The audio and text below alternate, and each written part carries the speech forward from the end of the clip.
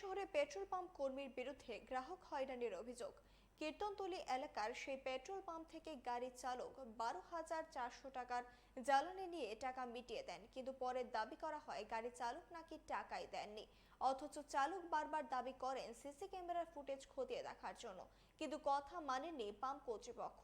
তাই পুলিশকে আসতে হয়। এরপর দেখা যায় গাড়ি চালকই সত্য বলেছিলেন।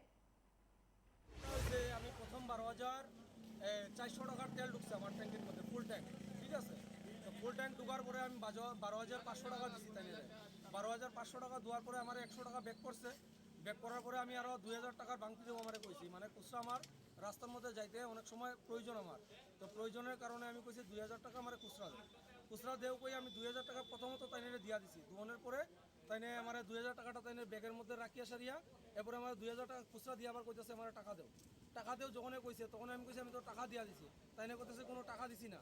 তখন তারপর আমি তাইনে কইতেছি যে তুমি ঠিক আছে, তাহলে তুমি আমি যদি টাকা নেওয়া দিয়া থাকি তাহলে তোমার সিসিটিভি ফুটেজ চেক করো তুমি। হ্যাঁ, ফুটেজ চেক করো, ফুটেজ চেক করো করার পরে তাইনে মানে না আমি তুমি আমার টাকা দিচ্ছ না, এই না সেই না, এটা বহুত লাফরা।